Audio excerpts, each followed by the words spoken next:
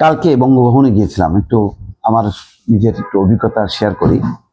তারও কিছুদিন আগে, বেশ 7-8 মাস আগে একবার গিয়েছিলাম বঙ্গভবনে, রাষ্ট্রপতির সাথে দেখা হয়েছিল।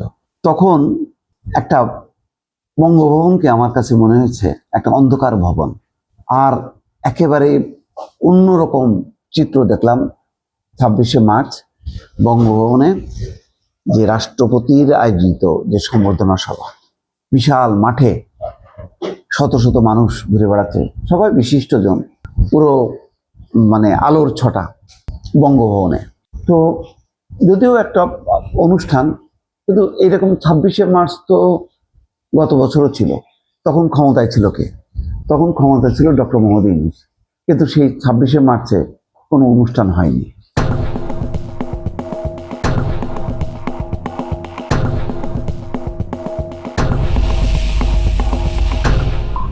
আমি আগেও বলেছি যে শুধুমাত্র একটা জীবন্ত লাশ ছিলেন রাষ্ট্রপতি মোহাম্মদ শাহাবুদ্দিন। এখানে দেখেন একটা অন্যায় কাজ, গণঅভ্যুত্থান হয়েছে। গণঅভ্যুত্থানটাকে সত্যি যদি একটা বিপ্লবী অভ্যুত্থান হয়ে থাকে, তাহলে তখনই উচিত ছিল রাষ্ট্রপতি সহ সবাইকে বাদ দিয়ে একেবারে বিপ্লবী সরকার ক্ষমতায় নেওয়া। কিন্তু তখন বলা হলো যে না, সংবিধান আছে, কারণ রাষ্ট্রপতি পালিয়ে যাননি। রাষ্ট্রপতি তার পদে থাকা মানে সংবিধান আছে। সুতরাং শেখ হাসিনার সরকার পালিয়ে গেলেও, পার্লামেন্ট বিলুপ্ত হলেও সংবিধান ফাংশন করতেছে। তো তার আওতায় সুপ্রিম কোর্ট থেকে রেফারেন্স নিয়ে রাষ্ট্রপতি শাহাবুদ্দিন শপথ পড়ালেন ডক্টর মোহাম্মদ ইউনূস এবং উপদেষ্টা পরিষদ, এবং সবাই শপথ নিলেন। হঠাৎ করে এখন কি হলো? এখন তাদের মনে হচ্ছে যে না, এই রাষ্ট্রপতিকে রাখা যাবে না, এই রাষ্ট্রপতি শেখ হাসিনার দোষর। এই কথা বলে এনসিপি তো দেখলাম যে বলছে যে রাষ্ট্রপতির সম্বর্ধনা অনুষ্ঠান তারা বর্জন করলো। এখন এনসিপি কি করলো না করলো কিছু আসে যায় না। জামাত ইসলাম আনুষ্ঠানিকভাবে কিছু বলেনি, কিন্তু আমি কালকে জামাতের কোনো নেতাকে দেখলাম না। বিএনপি তারেক রহমান প্রধানমন্ত্রী এসছেন বঙ্গভবনে, তিনি সম্বর্ধনা সভায় যাননি, কিন্তু বঙ্গভবনে প্রধানমন্ত্রী হিসেবে তিনি রাষ্ট্রপতির সাথে সাক্ষাৎ করেছেন, শুভেচ্ছা বিনিময় করেছেন।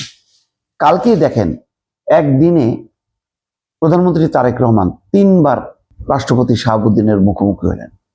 একটা হলো জাতীয় স্মৃতিসৌধে ভোরবেলায়, পরে কুচকাওয়াজে, সেটাও কিন্তু প্রধান হচ্ছে রাষ্ট্রপতি, তারপর হচ্ছে বঙ্গভবন। একদিনে 3বার দেখা করে প্রধানমন্ত্রী তারেক রহমান প্রমাণ করলেন সাংবিধানিকভাবে মোহাম্মদ শাহাবুদ্দিন রাষ্ট্রপতি, এবং তাকে তিনি মান্য করছেন। কিন্তু তারেক রহমান কি মনে করেন যে শাহাবুদ্দিন বিএনপির লোক? নিশ্চয়ই না। তিনি মনে করেন তিনি হচ্ছেন সাংবিধানিক একজন রাষ্ট্রপতি, তিনি যে দলেরই হন না কেন।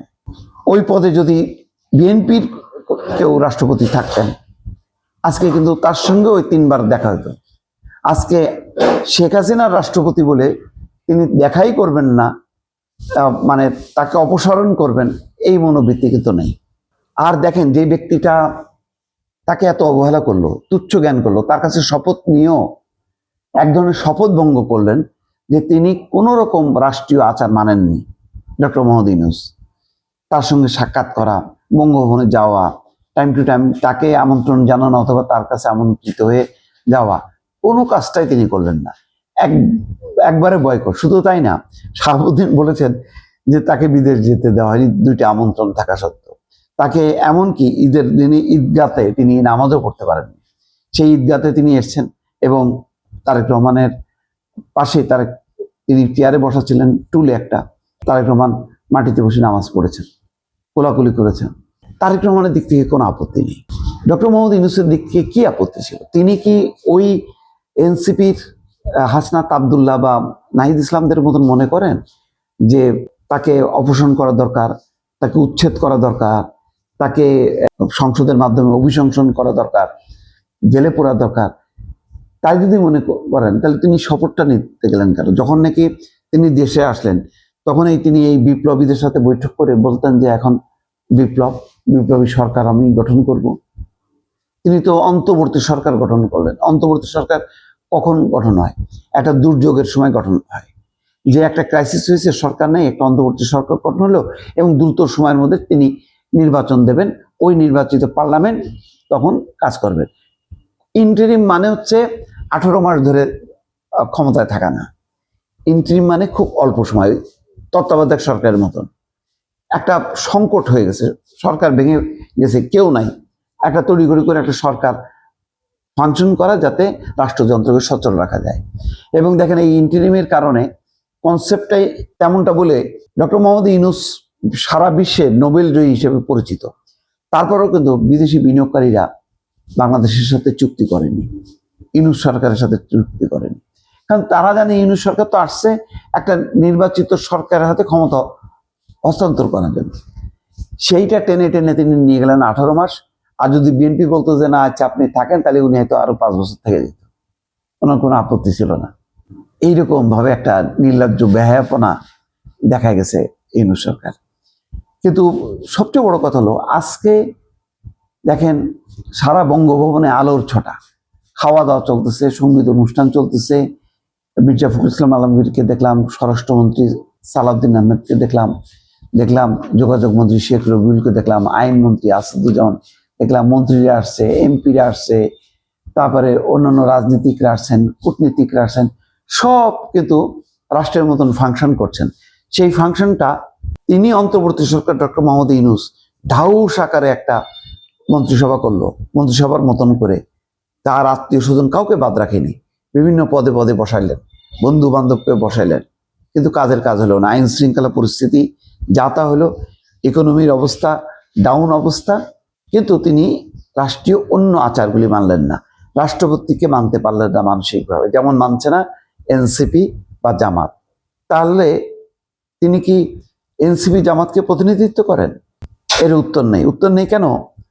আজকে শেখ হাসিনার পক্ষে যেমন মিডিয়াতে বলার কেউ নেই, তেমনি তাও ইনাই বেনে কেউ কেউ বলেন, কিন্তু ডক্টর মোহাম্মদ ইউনূসের পক্ষে কাউকে পাবেন না বলতে।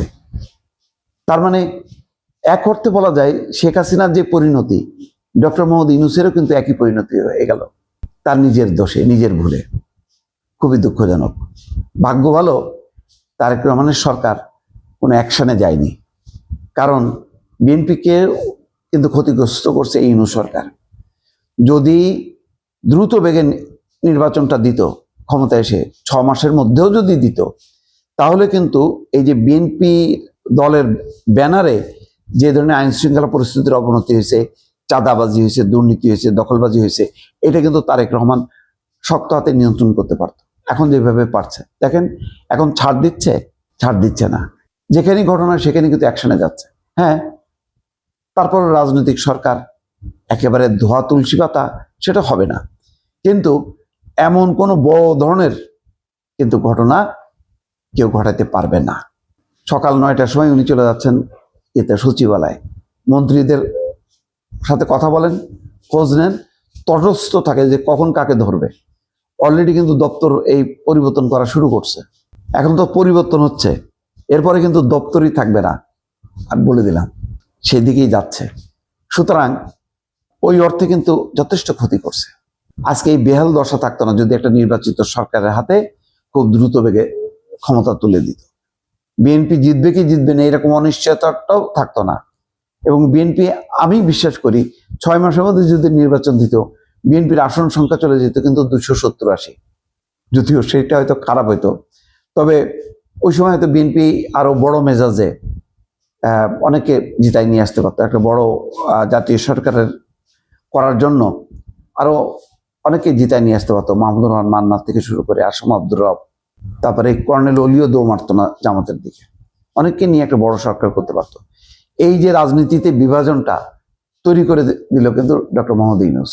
দিন যত গড়ালো রাজনৈতিক দলগুলোর মধ্যে বিভক্তি হলো, এই যে তৌহিদি জনতার ব্যানারে মব শুরু হলো, বারে বারে 32 নম্বর ভাঙা শুরু হলো, শেষ পর্যন্ত ওসমান হাদিকে ঘিরে তাণ্ডব লীলা চললো।